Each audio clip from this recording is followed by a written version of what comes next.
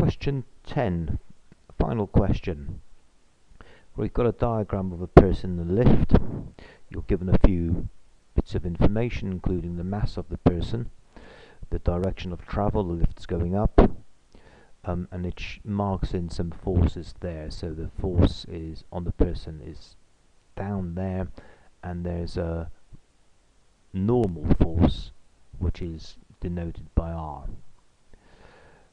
The normal contact force with the person from the base of the lift is R. Determine the magnitude of R when the lift is traveling upwards at a constant velocity at 2 meters per second, and at B it's accelerated upwards at 2.3 meters per second. Now I'll be quite impressed if you manage to do this, because it does require quite a bit of thought there. Right, if we just imagine first of all what will happen if the lift was still.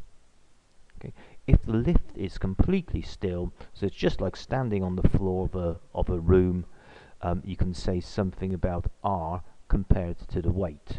Okay, the person's not moving up or down, so you could probably deduce what R is going to be when you compare it to the weight. And I'd expect you to sort of think about negative signs here as well. Okay, right now, if the lift is moving at a constant velocity, it shouldn't really affect your thinking too much, because you just think of Newton's first law. If there's no net forces acting on an object, it'll continue with the same velocity or remain stationary. So you should be able to work out what happens in terms of net forces, or what must be happening in terms of net forces on this person when it's moving at a constant velocity or it's stationary. Basically it's the same thing.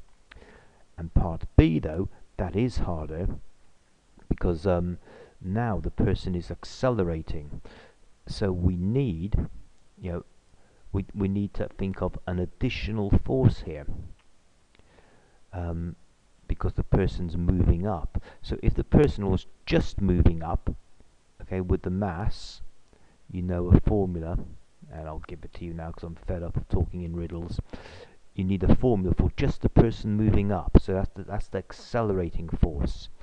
But the person's also got to be supported, so there is another force involved here, which is the weight. And the floor's got to support both. Basically, if the lift wasn't accelerating, if it was just still or just moving at a constant velocity, it'll still have to support the weight. If it's accelerating upwards, it's got to still support the weight, but also provide this force there. And that's almost giving it away. So I'll stop now.